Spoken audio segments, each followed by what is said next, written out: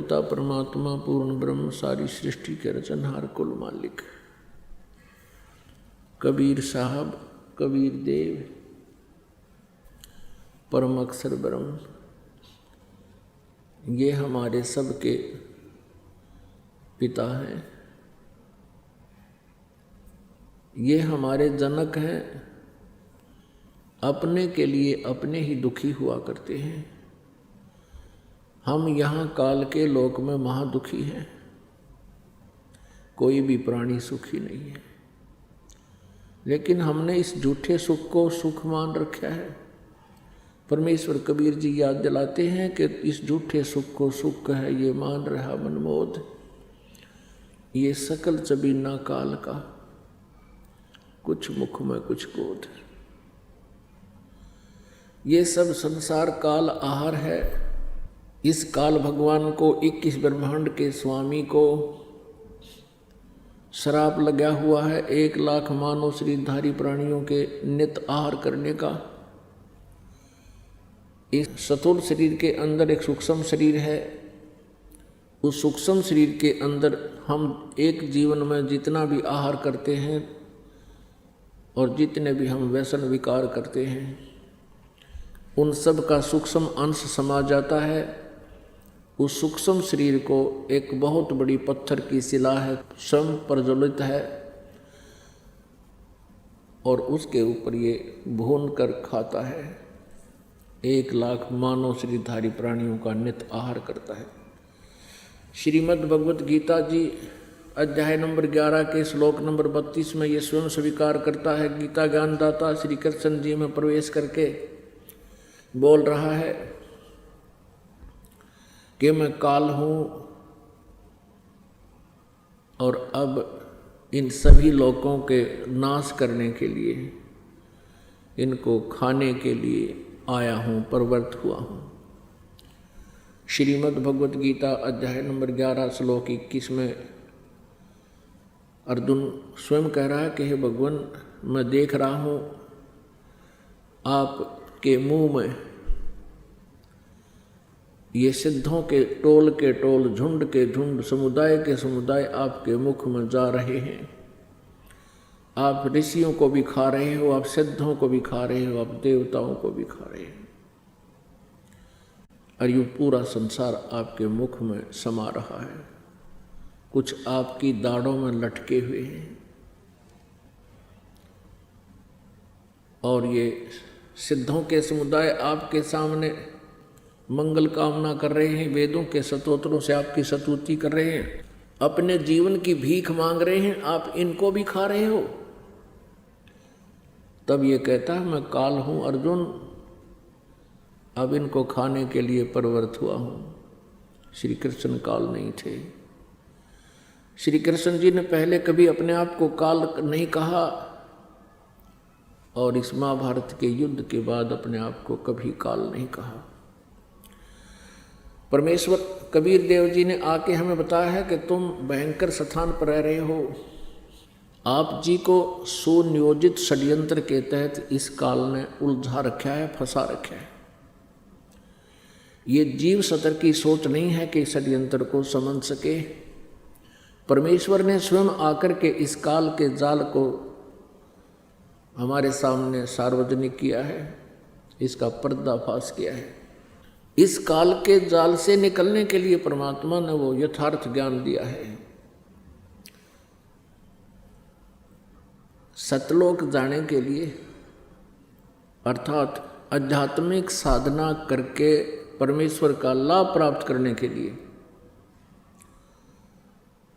सबसे पहला जो नियम है, गुरु होना चाहिए। वक्त गुरु हो और पूर्ण ज्ञान हो, सतनाम हो और सार नाम हो। जो गुरु सतनाम और सार नाम से परिचित हो, इसके दान करने का अधिकारी हो और शिष्य भी अपने पूरे जीवन में मर्यादा में रहे, गुरु जी के वचन का पालन करे वो हंस आत्मा सतलोक चला जाएगा, जहाँ जाने के बाद इसको फिर लौटकर इस संसार में आना नहीं पड़ता। श्रीमद् भगवत गीता अध्याय नंबर 15 के श्लोक नंबर 1 से 4 में कहा है। श्लोक नंबर 1 में बताया है कि तत्वदर्शी संत की क्या पहचान है। गीता ज्ञानदाता ने चौथे अध्याय के 32वें श्लोक में कहा है कि अर्जुन, मैंने अभी आपको अध्याय नंबर 4 के श्लोक 25 से लेकर 31 तक में जो कुछ भी बताया कि कोई देवताओं की पूजा करता है, कोई स्वाध्याय ही करता है, कोई प्राण अपान की क्रिया को ही करता रहता है, कोई तीक्ष्ण अहिंसा व्रतों का पालन करता है और कोई किसी प्रकार से कोई हवन कोई यज्ञ करता है, कोई हवन यज्ञ करता है।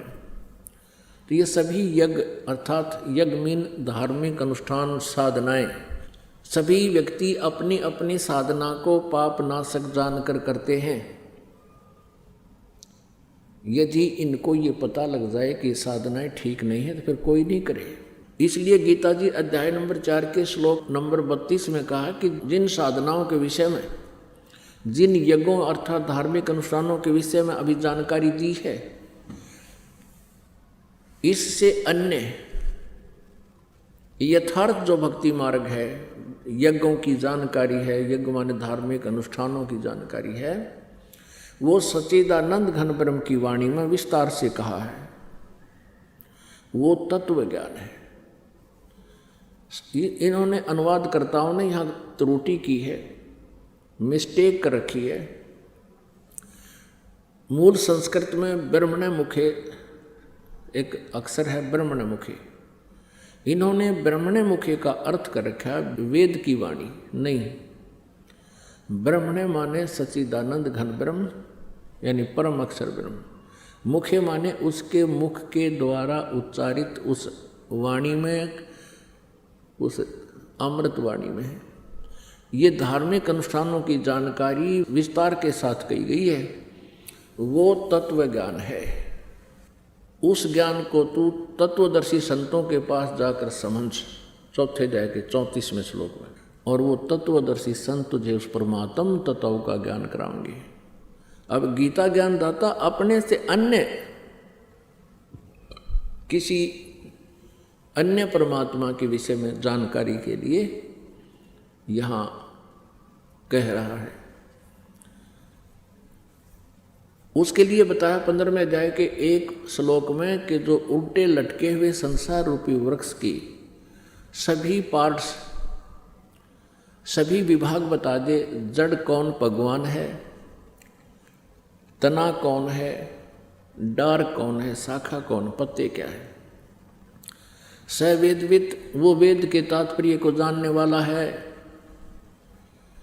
अर्थात वह तत्वदर्शी संत है।